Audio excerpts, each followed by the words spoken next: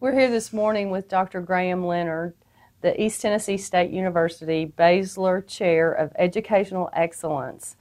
Dr. Leonard, you have spent a number of years living in the Middle East. You have lots of experience there. You were Dean of Students at the American University of Beirut. I wondered if you would tell us about an interesting encounter you had with Malcolm X and how that encounter actually came about. Well, at the death of John F. Kennedy, Malcolm X had made the remark that now the chickens had come home to roost. Mm-hmm. And Farrakhan used this against him with Elijah Muhammad, the head of the Nation of Islam, the so-called black Muslims in America. And he was suspended from preaching for 60 days. And he was very hurt because he idolized Elijah Muhammad. And he also had learned some things about Elijah Muhammad that he didn't like, because the Nation of Islam was very puritanical, especially in relations between men and women. Mm-hmm. And so he was very angry and wanted to have it out, the power struggle going on, who was going to succeed Elijah Muhammad. And his sister, who was one of his converts, lived in Boston and had a little bit of money saved, and she gave him this money to make the pilgrimage to Mecca. At that time, black Muslims, or the Nation of Islam, were not considered real Muslims by Orthodox Islam, and they were not allowed because of the hatred, because they believed that all whites were devils. Mm-hmm. And Whitey was the real enemy.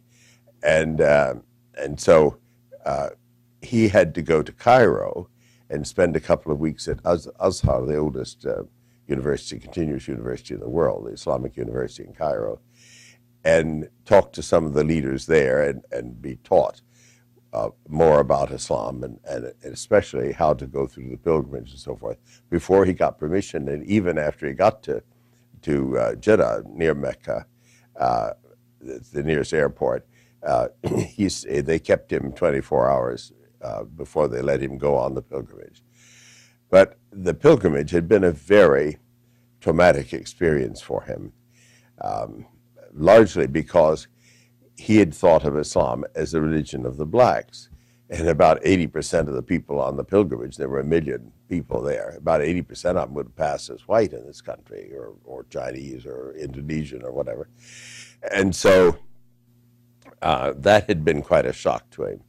But more than that, he had had a real religious experience, a very spiritual experience. And pilgrims often have this experience. Mm-hmm. And when he got on the plane to fly back to Cairo, because he wanted to go to Azhar again for a couple of weeks before he went back to America, to decide what he was going to do with his future. Was he going to stay in the Nation of Islam and try to reform it from within?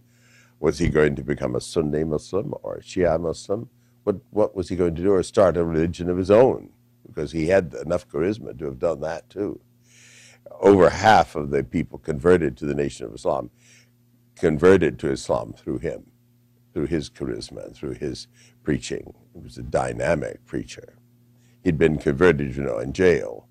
And the Muslims have done more, the black Muslims in America have done more for reforming people who've been in prison than any other, because they give such good support when they come out.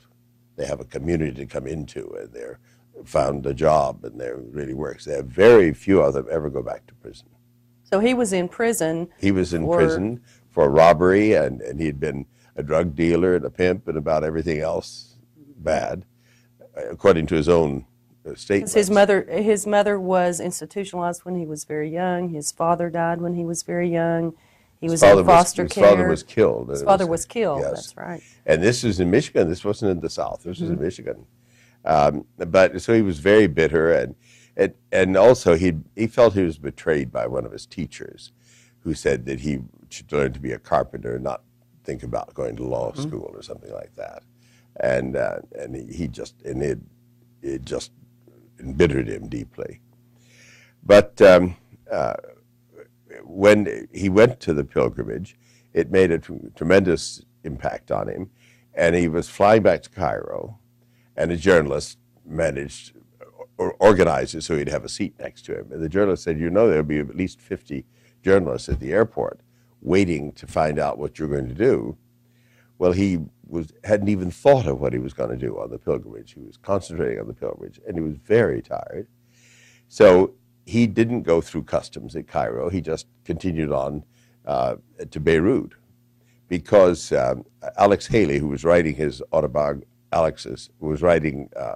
Malcolm X's autobiography, a very famous book that's used in schools now, and he had told him, as blacks at that time knew, wherever you go, there's always some place you can go as a refuge. And he said, if you go to Beirut, if you're in the Middle East, go to Beirut, because Ed Hope, the son of one of the founders of the NAACP, was Dean of Engineering there, Associate Dean of Engineering. So he turned up in Ed's office and said he was exhausted. So Ed took him down to their apartment on the AUB campus, a beautiful spot. And Marion, his wife, who taught social work at Beirut College for Women, was my wife's major teacher, said, and he said he wanted to rest, but afterwards he wanted to talk to somebody who spoke American English and could answer all of his questions about Islam. And because he was really quite confused and wanted to know what to do. So he slept about 36 hours. He woke up, went to the bathroom, ate a little bit, went back to bed. So he slept about 36 hours. And the whole time he was in Beirut, 6 days, he slept 12 hours a night. He was that tired. But the Hope said that his fatigue was more spiritual and emotional than physical. Because he was very intense. Yes, and because he'd gone through such an experience, a life-transforming experience, and that's always very stressful. Exhausting. And so I knew the Hopes through the Quaker meeting and through my wife, and they called me and asked me if I would come. Well, when he woke up and was eating, he said, "Did you find somebody I could talk to?"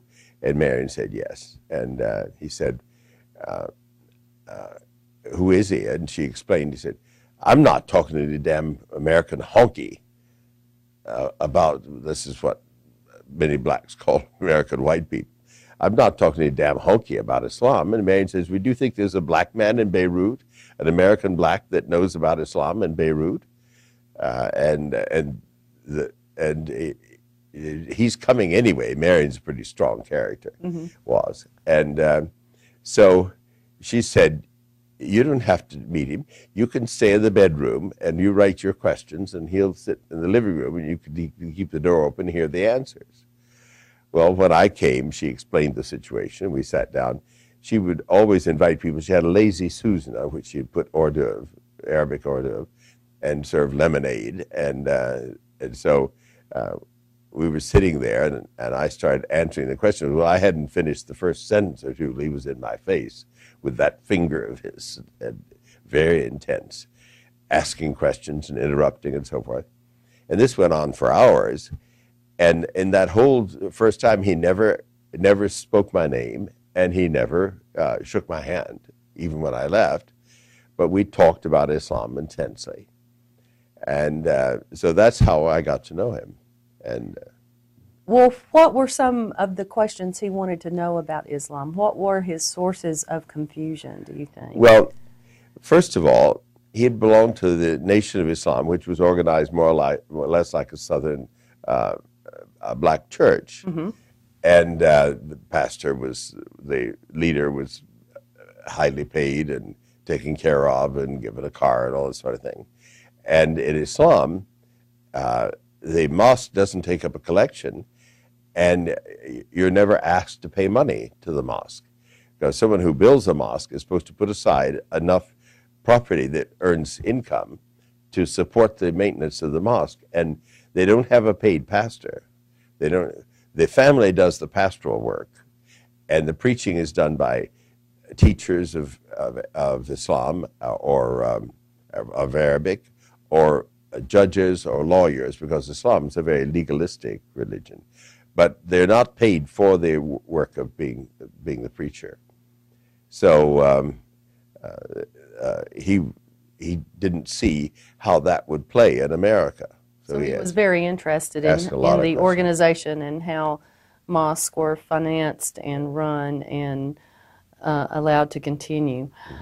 But the first day that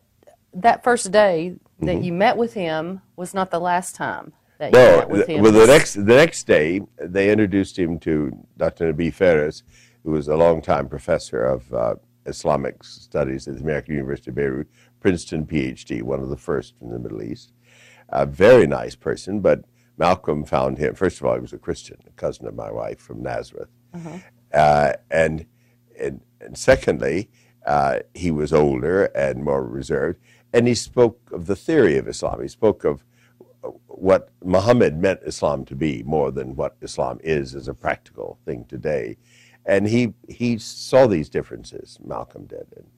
And then he talked to some Muslims on the AEB faculty, including one who was on the board of the Muslim schools in Beirut, and he felt that they were all very secular. He didn't find them very Muslim at all, so he wasn't happy with their answers.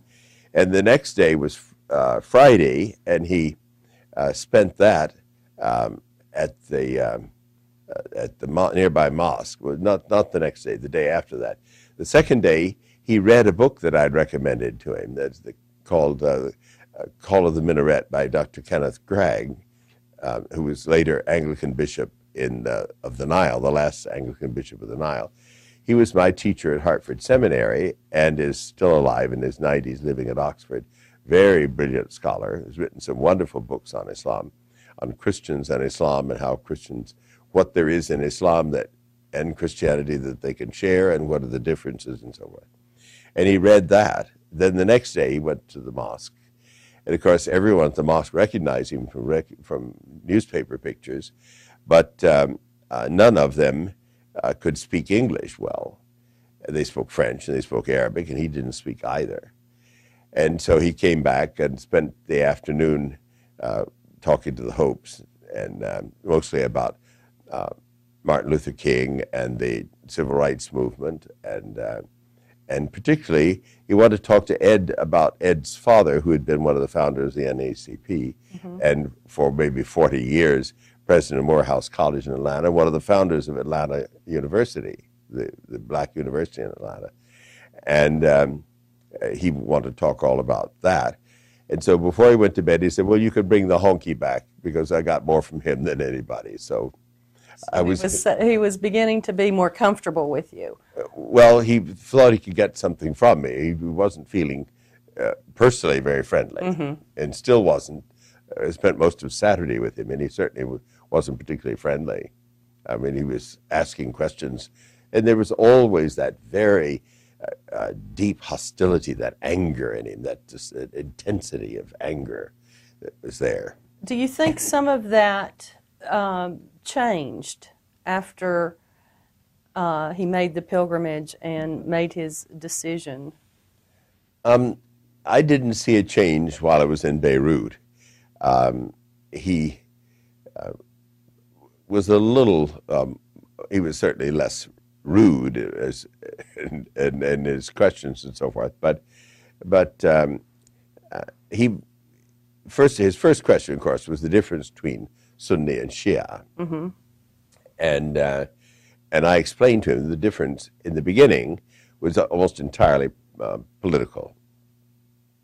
Some people wanted the successors to the Prophet, the caliphs, the successors to the Prophet, to be from the bloodline of the Prophet. Well, the Prophet had no surviving sons.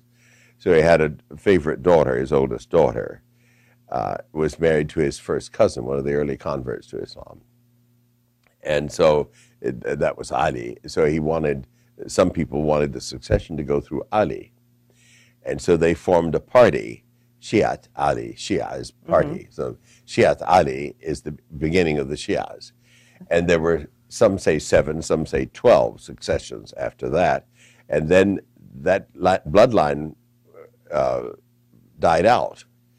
So then the Shias believe that the next successor in the bloodline is hidden somewhere and will come out one day, sort of like a Messiah, and they differ as to how many there were, but the Shias are only mainly different on that political succession.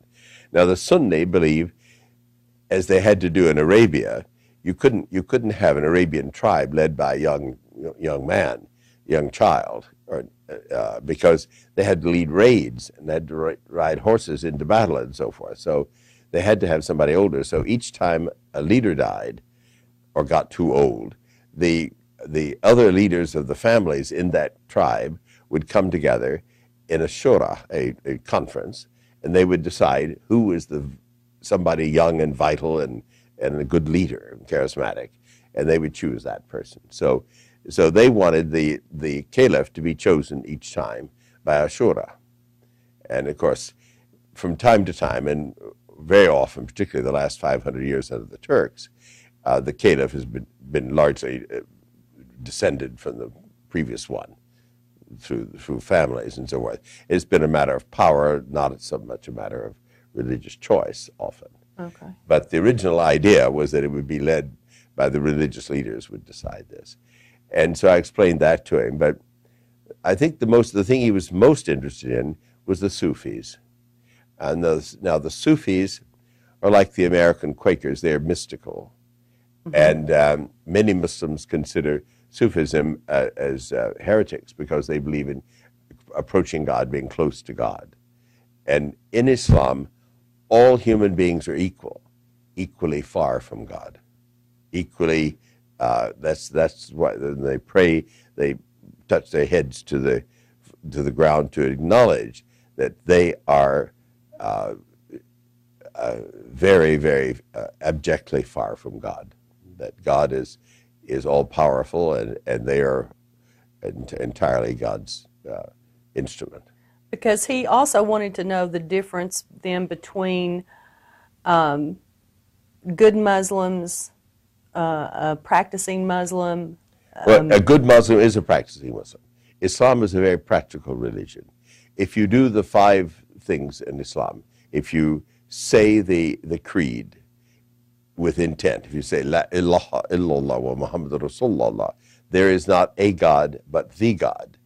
And Muhammad is the apostle of God. It doesn't say he's the prophet, the apostle of God, or agent of God. You say that with intent, then you're a Muslim. Then you pray 5 times a day, and then you give alms. And their alms, not like our income tax. It's 2.5% of your total worth every year. And if you have property and you're not using it properly, the community can confiscate it to use it properly. And if you borrow money in Islam, you become a partner in the business. And you don't have the right to be paid back, or you don't have to put up any kind of surety. You become a partner to the percentage that you contribute. And you lose by that percentage or you gain by that percentage.